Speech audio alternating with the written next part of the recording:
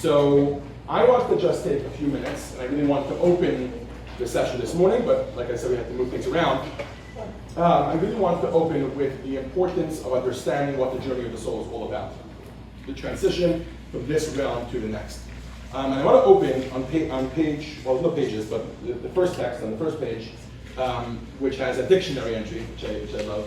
It's a very interesting word that I think even if, we joked about it at the beginning of the session, but even if you've never heard of this word, you've heard of this concept, it's called thanatophobia. Thanatophobia. Thanatophobia means the fear of death.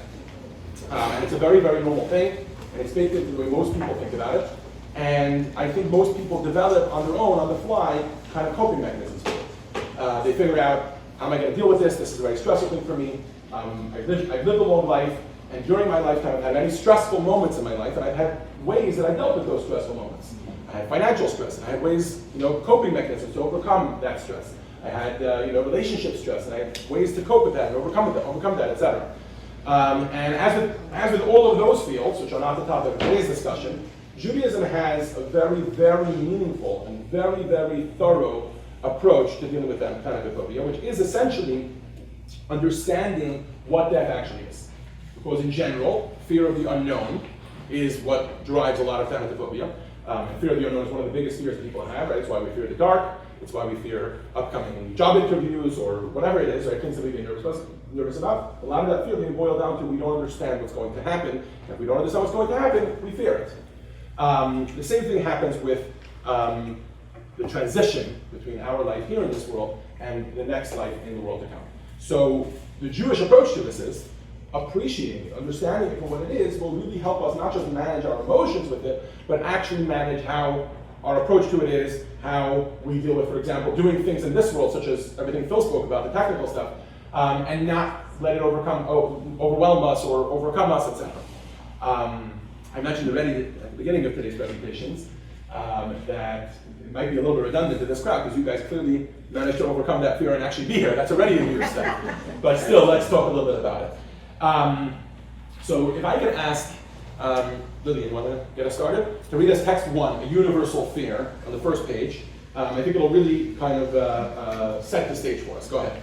Mortality has haunted us from the beginning of history, 4,000 years ago. The Babylonian hero Gilgamesh reflected on the death of his friend Enkidu with the words, "Though has become dark and cannot hear me. When I die, shall I not be like Enkidu? Sorrow enters my heart, I am afraid of death." Gilgamesh speaks for all of us. As he feared death, so do we all, each and every man, woman, and child. For some of us, the fear of death manifests only indirectly, either as generalized unrest or masqueraded as another psychological symptom. Other individuals experience an explicit and conscious stream of anxiety about death.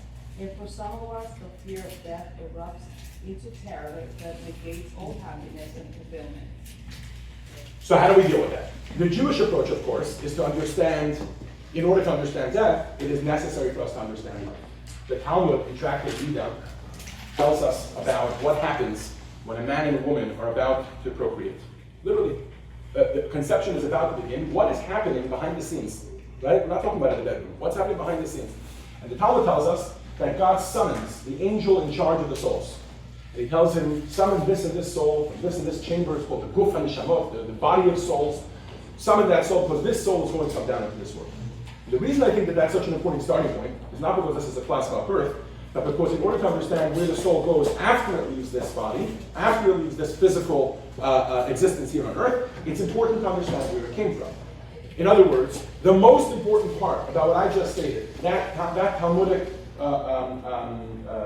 description of where our soul comes from, is appreciating that the soul pre-exists the body. In other words, before conception has even taken place, the soul has existed. And God just chooses that soul to be housed within a body over the course of the 120 years that this person's lifetime is going to be. Okay, we all know the rest of the story. The soul comes down into the body, a bris, or for a girl there's no bris, a naming, an upshernish, a bar bat mitzvah, a wedding, a lifetime of hopefully good deeds and wonderful things in this world, and then the soul passes on from the body. these two that have been connected to each other have been connected so strongly, but now they're going to be divorced from each other. The soul is going to leave. The soul is going to go on, as we'll soon talk about, to the world to come, the world of truth, and the body is going to go back into the earth, right? But how does Judaism view that 120 or so years, right? As my father-in-law says, till 120, then we'll reassess, right? How does Judaism view that period? So the next text, which is text 5 on the next page, will be very, very enlightening. Pat, you want to read it for us, please? Preparing in the corridor. Yes. This world is like a corridor before the world to come. Prepare yourself in the corridor so that you may enter the palace. A single moment of bliss in the world to come is greater than all of this world. The Jewish view of life on this world is much more compared to the corridor between, entering the palace and the palace itself than actually to a chamber in the palace. This might come as a shock to you because you're like, hold on a second, it's all about life. Right? Judaism places such a big emphasis on life, and that's true. Judaism does place a huge emphasis on life. For example, take all the laws with regards to preserving life and saving a life, and saving a life is like saving the world, and all the things that we're familiar with from Jewish perspective. But all of that is the value of life as it is in terms of the actions that we do in this world, the Torah and the mitzvahs that we accomplish while we are here in this world. I want to just take a moment to thank Anna for the wonderful breakfast. Thank you.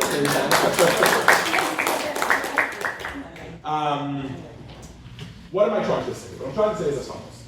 When the soul comes down into this world, there is a goal in mind. Part of the larger goal, again, beyond the scope of today's lesson, making a home for God in this world, making the world a better place, comes into this world, does many, many actions to further that goal, and then it leaves this world. But in terms of the personal life of the person that is here, that goal is actually directly related to the actions and the Torah and the mitzvah that person engages in while they're here in this world. For example, a person comes into this world, right? Some of you have been to classes of mine and you're familiar with this terminology. Imagine a person who comes into this world, doesn't engage in anything meaningful, eats, releases that food into the toilet, eats again, and so the cycle continues on and on and on and on for 120 years and then leaves this world.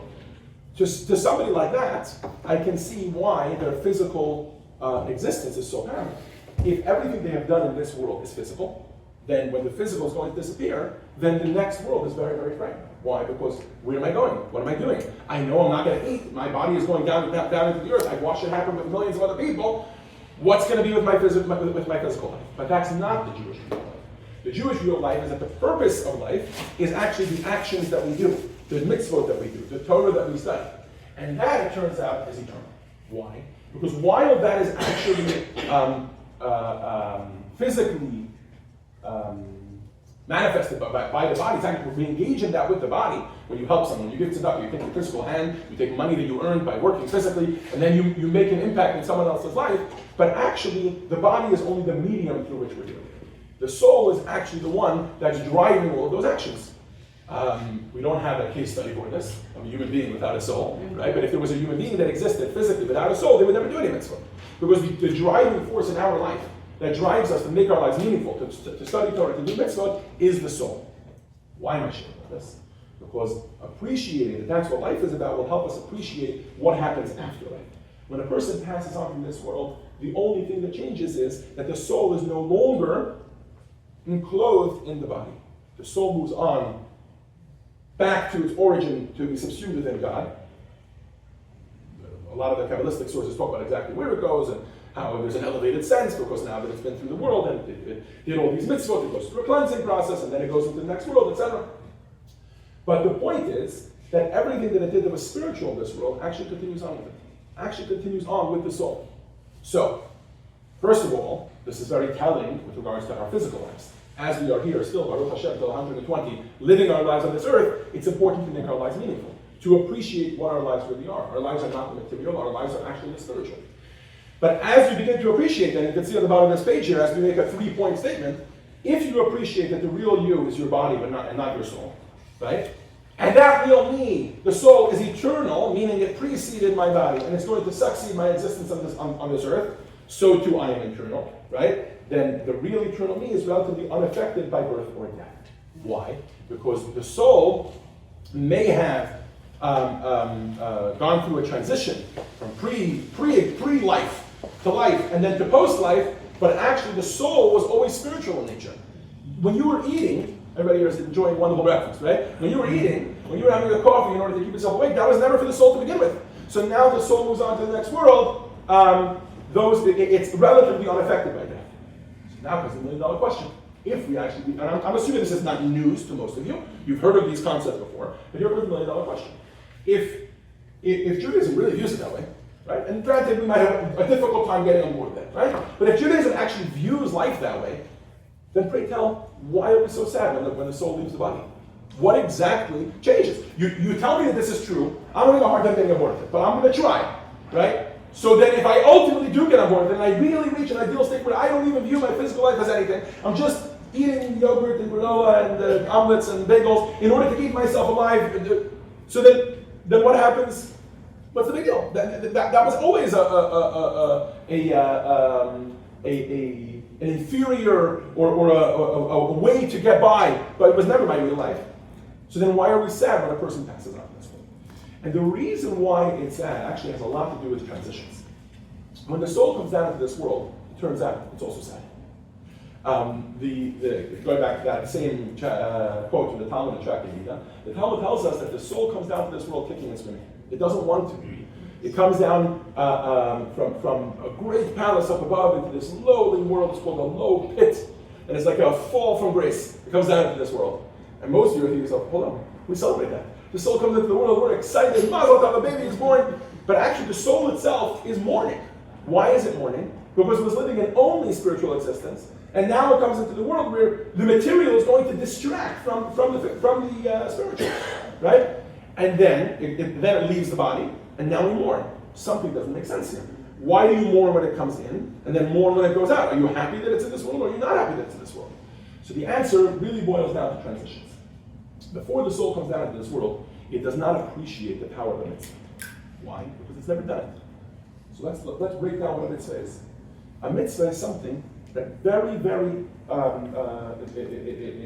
specifically needs to be done with something physical. What do I mean by that? You cannot come over to someone else and say to them, I'm going to pretend. I'm going to take a pretend wallet out of my pocket, open it up, take out a pretend dollar, put it in your pretend hand, and then why don't you go ahead and eat? No. Mitzvahs are specifically done in this physical world. Without getting into all the background. Why? Mitzvot are meant to affect the physical world and to elevate the physical to be spiritual. But this is not something that the soul can appreciate before it comes down into this world. All the soul appreciates is spirituality. Then it comes down into this world, and that's a huge transition for the soul. Why? Because, hello, I don't want to be engaged in physical actions. Okay, so there's this learning curve. Slowly it starts to grow up, hopefully it has parents that teach it, a nice Jewish family, a nice Jewish education, and it starts to learn the power of mitzvah, the power of studying Torah. It gets into its groove, now that becomes its whole world, doing mitzvah, which actually, by the way, is more than it could have done when it was in the spiritual realms. Okay? And that becomes the life that it lives for 20 years.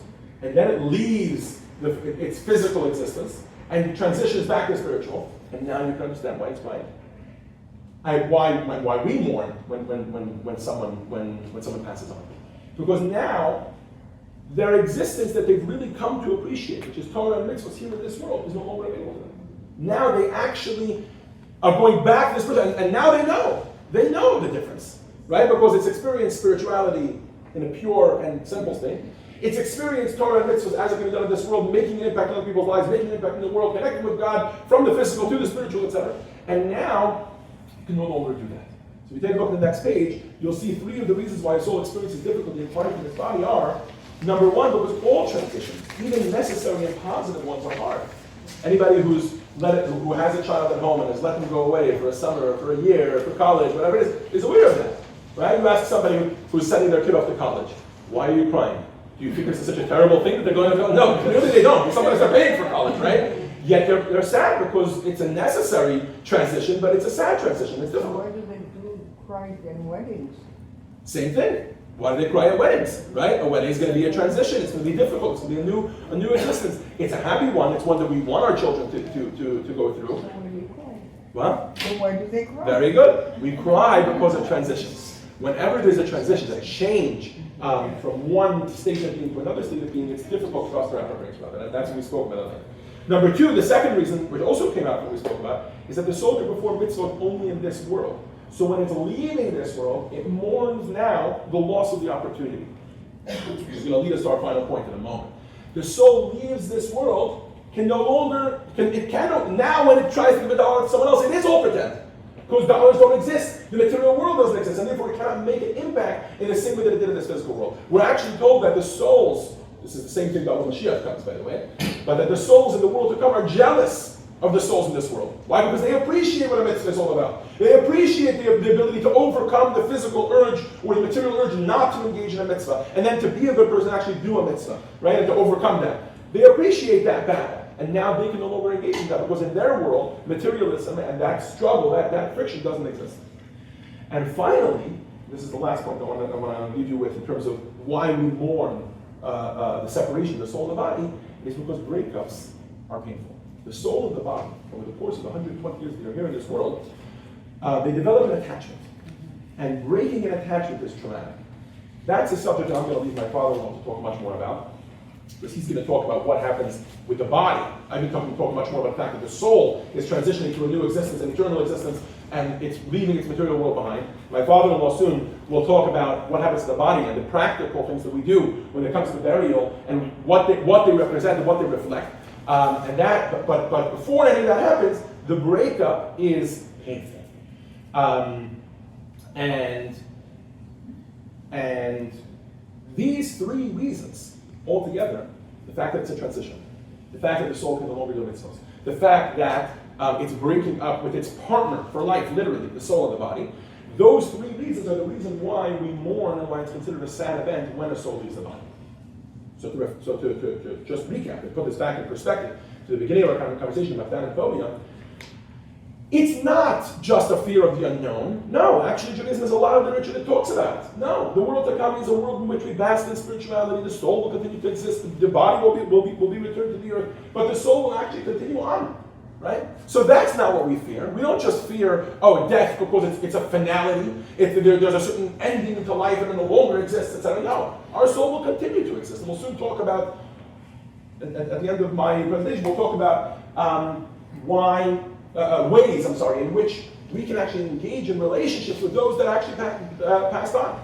And when we pass on, we'll be able to engage in relationships with people here in this physical world. Why? Because we haven't really passed on. Only the soul only the body has gone back to the earth, and the soul returns to a state of spirituality. Okay. I want to continue by reading, and Gloria or Deborah, you want to read this? Gloria, if you can read first. So text 18 on the next page. It's a piece of writing that really encapsulates the overarching theme that emerges from everything we've studied above. It's a letter that the Rebbe sent to someone, and it's such a beautiful blend of insight and sensitivity and practical direction, all mixed into one. It's from a letter that the Rebbe sent to a grieving woman in 1958. Gloria, it's 2 pages. It's this side and the next side. If I can ask you to read it for us, please. Blessing and read. A scientific argument. I received your undated letters in which you write about your emotional upsets in connection with the passing of your mother and the questions which are troubling you in this connection, involving also questions in regard to the passing of your father. Peace unto them. Another fundamental point to remember, which has a direct bearing on your letter, is that all believers in God believe also in the survival of the soul. Actually, this principle has even been discovered in this physical world, where science now holds as an absolute truth that nothing in the physical world can be absolutely destroyed. How much more so in the spiritual world, especially in the case of the soul, which in no way can be affected by the death and disintegration of the physical body. It would be silly and illogical to assume that because a certain organ of the body ceases to function, affecting other physical organs of the body, the spiritual soul would also be affected thereby. The truth is that when the physical body ceases to function, the soul continues its existence, not only as before, but even on a higher level, inasmuch as it is no longer handicapped by the restraints of the physical frame. Thirdly, the attachment of children to their parents and the general attachment between close relatives during life on this earth is surely not a physical attachment by the respective physical bodies of the relatives. Essentially, the attachment is a spiritual one, due to the spiritual affinity between those concerned and the qualities of the soul, including such spiritual things as character, kindness, goodness, etc., all of which are attributes of the soul, not of the body. Therefore also every action on the part of a person in relation to a beloved person and the desire to benefit that person is not directed towards pleasing his physical body, his bones and tissue, for it is a spiritual pleasure that one is concerned with. In view of the above, it is clear that even after the physical body has disintegrated and disappeared from view, it is still possible to bring joy and benefit to the soul, which, as noted above, not only survives, but does so on a higher level, and all the things which have previously brought joy and pleasure to one's parents will continue to do so, even after they are physically no longer here. Thank you, Gloria. That's a powerful, very powerful letter. I'm not sure how many people were taking in everything that Rebbe was saying there. I read it many times, and there's a lot of nuanced details there. I encourage you to take this handout home with you and read that letter over a few times. And I want to talk about a few things that come out of this letter. Number one, of course, is everything we've been talking about until now. That the soul is eternal and it's only the body that disappears, etc. But also the answer to a question that many of you in this room and others besides have asked me is here in this letter. People often ask the question, what will my state of being be like after I leave this world with regards to my loved ones here in this world? In other words, will I still be able to communicate with them? Will I still be able to have emotions over them, etc.? There's all sorts of jokes or stories in Judaism about your parents looking down from heaven and saying things or being exasperated at things that you do, etc. Is that really true? Is that really true? Or is that associated with the body? In other words, since the body is going back into the earth, right? Can I still have a relationship with my loved one who has passed on from this world? And subsequently, when I pass on from this world, will I be able to have a relationship with the people here in this world? And the answer is a resounding yes. But, let's say again. The answer is a resounding yes, but. The physical elements, the physical things, which we had a relationship with, which two people have a relationship with while they're living in this physical world, that does cease. So if you enjoy very much going hiking together with your loved ones, if you enjoy very much eating a meal together with your loved ones, that element of the relationship will no longer exist. And there's no question that that's something to be sad about. But in terms of all the real elements of the relationship, let's talk about those two examples. While you were hiking, there was an emotional relationship. You were there for them, they were there for you. While you were eating, there was a connection that you had that actually continues to exist. In other words, what we're doing is something very unique that we don't think about very often in this world. We're separating the physical and the spiritual. Right now, we're all here. Once any one of us passes on this world, will we continue to be able to come and eat breakfast at Chabad Hastina? The answer is no. But all of the learning and the spiritual elements of that same activity, which we did over breakfast, or the blessings, blessings we cannot make because not in the physical world, but all of the emotional and spiritual connection that we have with a loved one in this world, that actually does continue to exist once we pass on to the next world. And it goes both ways. They beseech on our behalf. If you've ever been here at a yard site, you've heard one of the rabbis get up and say, L'chaim, may your loved one be a good intercessor on your behalf. Mm-hmm. They're watching us, right? And they are actually asking for things and doing things up in heaven that actually impact us. And the things that we do in this world actually affect them. But the main thing that has changed is that the only way for us to interact with them is through the spiritual medium, not through the physical, right? Because trying to give a loved one who has passed on in this world a physical hug, right, is like trying it's like trying to receive a radio wave with a cup of coffee.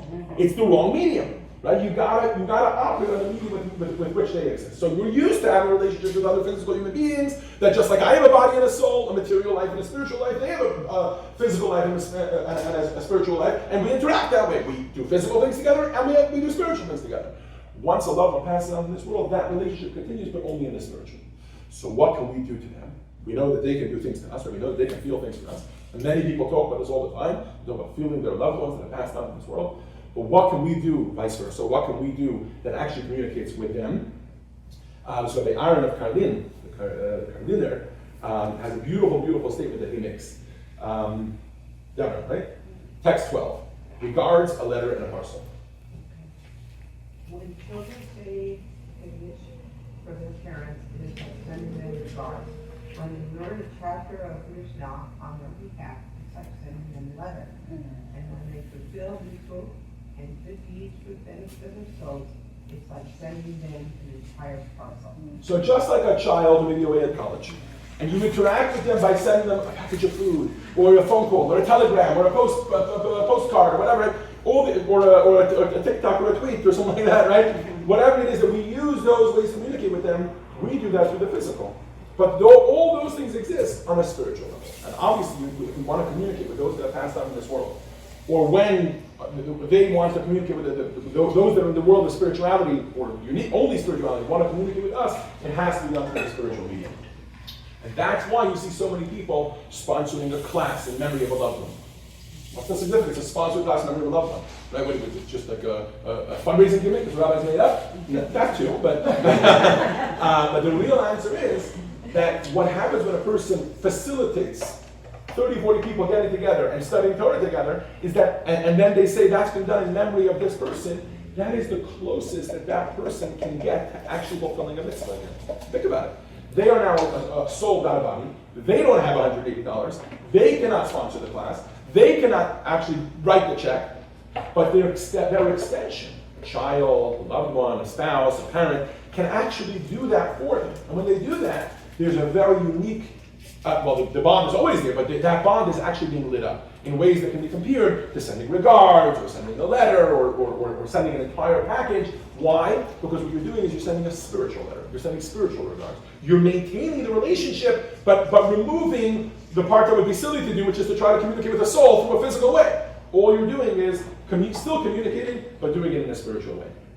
So I hope this sheds a little bit of light about what the transition of the soul from this realm to the next, the world of being attached to God, to the world of existing only as a soul within the spiritual realm. I hope this sheds a little bit of light about it. Obviously, I only have half an hour. Go try to give a rabbi only half an hour. I don't know who put together this program and decided that the rabbi should only have half an hour to speak. But hopefully it sheds a little bit of light. I'm happy to take a few questions if anybody has any questions, and then we'll move on to Rabbi Hanoka, who's going to share the other side of this perspective. Anybody? All right. Oh, yes, Sachin. I'm genuinely not questioning, asking Okay. questions that sometimes ask. My family asks us, how do we really know, the neshama exists, and it's actually there as Jews, and those who don't study all day and have that kind of a level of emunah understanding. What is a mundane explanation for that? Absolutely. So to understand your question, you're saying, how do we know that our life is not just material? How do we know our life is not just a physical body? We're walking around, we're eating, we're drinking, we move on, we have a good time, and that's it, right? So I want to give you three answers to this, okay? That I think we do altogether only form one answer. Number one is because we have sources in the Torah that tell us about this. Sources in the Torah, I mean from spiritual masters that are actually able to perceive these things. Number two that I want to tell you is that if you talk to anyone who actually goes about their lives in the opposite extreme, they'll tell you that there's something ticking. In other words, somebody who goes about their lives only in a physical, material way, they often will tell you, maybe they won't say, I feel a soul, but they'll tell you, I feel something ticking that I need more. Think about all the people you know that have a lot of money, right, and made it in life. And then they've experienced all the physical pleasures that there are in this world. Often they're searching for something more. And that's because they feel something ticking inside of them. They feel a soul inside of them. And that's not just rich people, that's also people who haven't necessarily experienced all the pleasures in this world, but they feel a drive to do something more. That's two answers. The third answer, I think, is probably the most important. Our existence in this world is fundamentally built on the notion of freedom of choice. It's fundamentally built on the ability to choose a path freely. Okay? Now, imagine if you're a doctor. Imagine if we came out with an instrument that was actually able to sense the soul and tell us with 100% certainty that the soul exists and what the soul is doing and how healthy the soul is. You'd go to the doctor, you'd get a little checkup, and he would say, I'm sorry, you clearly haven't put on tefillin 10 times this year because I see that your soul quotient is going down, etc., right? Or, to put it in other words, imagine if every time you put on tefillin, $1,000 arrived in your bank account. Right? Or you felt energized like after a good night's sleep. Because that's really what's happening, we know that, right? There is $1,000 going into your bank account, into your spiritual bank account. You are getting re-energized with the spiritual energy. But we don't feel it. We don't sense it. And that, I think, is the fundamental basis for Rafshin's question. And the real answer that I want to make, and this is the real third prong to the answer, is that it is intentional that we do not feel our soul in a way that we cannot ignore it. The soul will never become so, spirituality, God, the soul, will never become so obvious in our life so as to take away our freedom of choice and allow us to say, there's no way it doesn't exist, it for sure exists. Does that make sense? So, we know the soul exists because the Torah says. Okay, I understand you're saying, the Torah is not true. I get that. We know the soul exists because we feel it often ticking. Okay, well, what's if I decide to ignore that ticking, and I say, why does I can just say, I know many people that ignore it. I know many people that don't pay attention to that ticking, or that will tell me it doesn't exist. And that's why I think the third part is the most important part. That is intentional. That's by design. Because Hashem wants us to be able to choose to tap into our neshama. He doesn't want it to just be obvious. If it was obvious, then we wouldn't get any credit for recognizing it. Does that make sense? So that's the freedom of choice.